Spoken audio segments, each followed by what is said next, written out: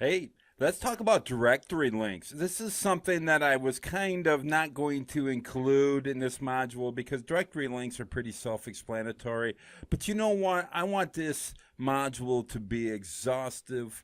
So, or at least as exhaustive as possible. So, I'm going to go ahead and include the directory links here. And if you already know all about them, you can skip this video.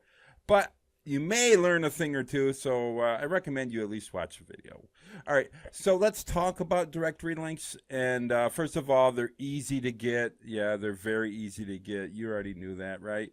But they're what you may not have known. They're particularly useful for new sites. Now, if you have a brand new website, it's kind of hard to get links for it because you don't have a reputation built up for it. You don't have a lot of content on it, at least. You don't have social shares taking place.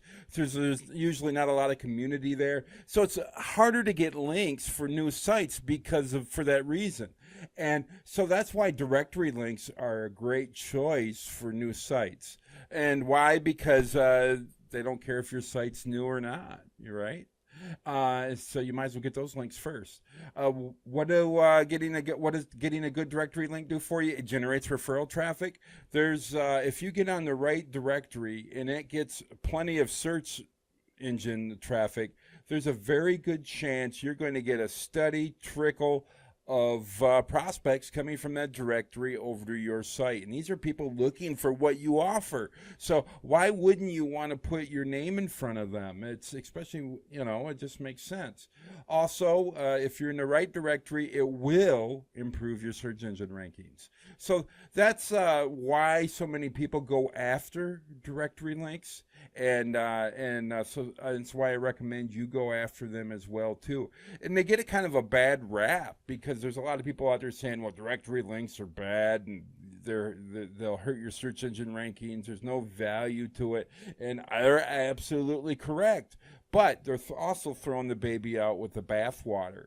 And if you throw out directories altogether from your link building activities, you're going to miss out on a lot of referral traffic, and you're going to miss out on improved search engine rankings you could have had you not ignored the directories. But some of them are bad. In fact, most of them are bad, and you need to get good. And I'll give you some research ideas and some warnings on what not, when to run away from a directory, when to place a link, and when to run away. And it's really not that hard to do. It's just like anything else. You have to do your research. You have to look at traffic counts, and everything that I'm teaching in these modules can be done by a VA, by the way. And you can teach your VA exactly what to do with directories. And first of all, let's talk about how to find directories. In Module 6, I covered a particular link building tool called the Link Prospector. I recommend you go back to Module 6 and find that video. It's a great tool for finding directories. And also you can use, and this is what we use most of the time, use advanced search engine queries.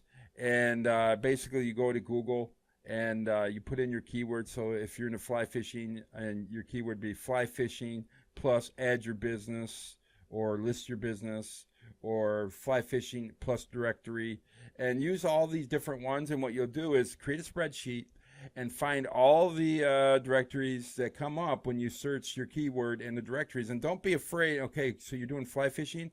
Well, do fly rods plus add your business. Do bait and tackle plus add your business. So there's a lot of different keywords you can use too. So what you want to do is spend time, and this is where a VA could do it. It's just an exhaustive list of all your keywords, going through all these different directories, these queries rather, and you're going to get a list of directories, but don't go submitting to them yet.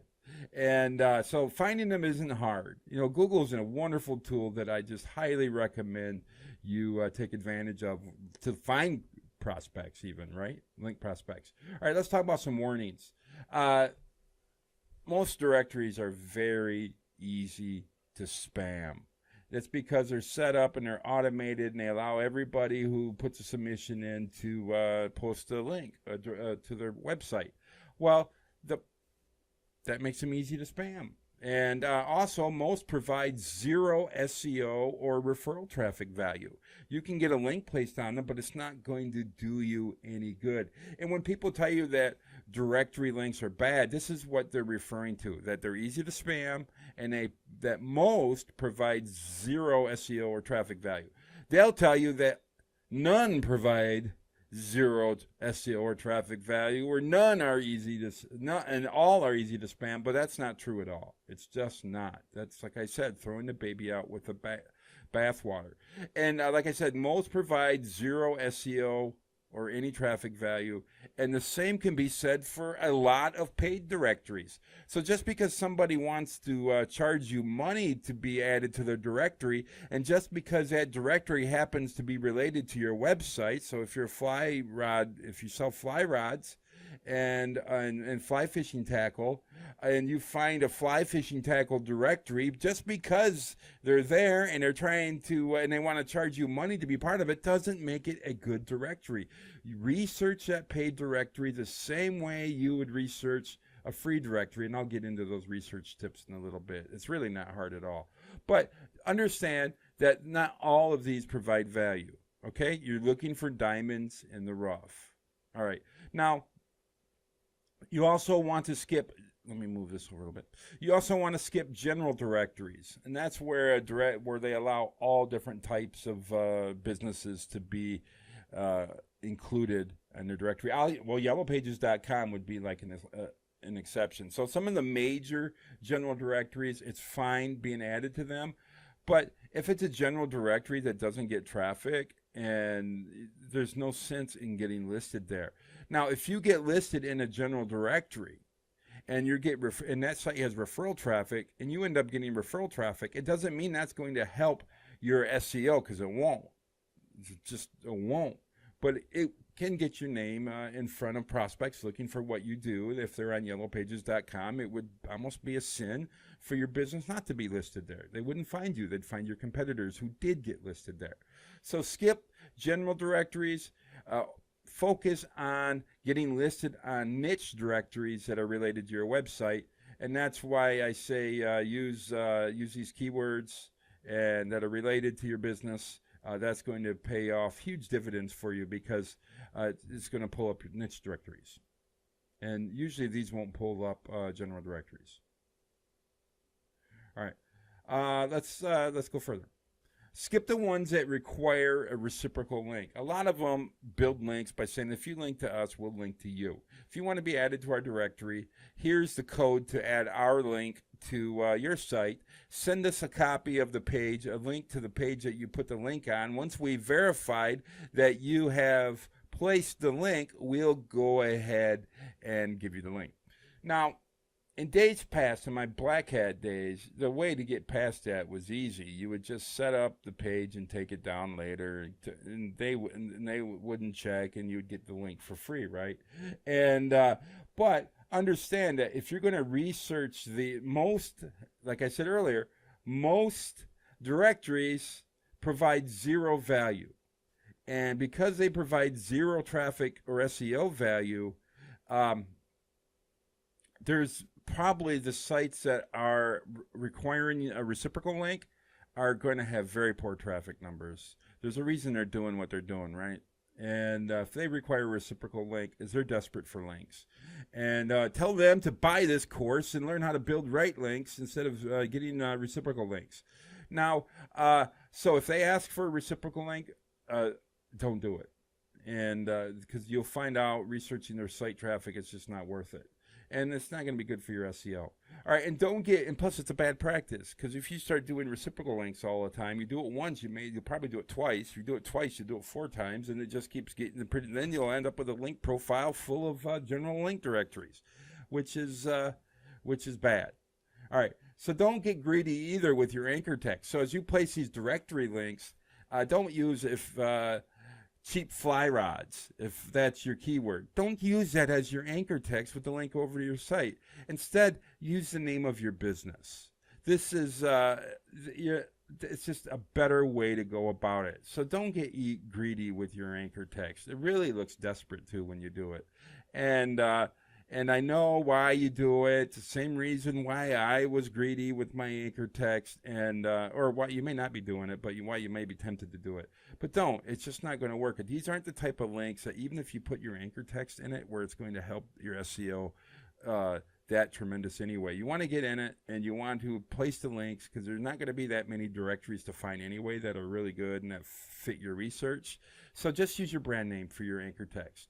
All right, this should go without saying. Submit to the proper category. Sometimes you'll, especially in the old PageRank days when Google had the PageRank toolbar and they would tell you what a page's PageRank is, and it was like Google's metric for judging how powerful a site is. Now we have like Ahrefs and Domain Authority and Moz, and we have all those great tools that give us an idea what a site's power and authority is.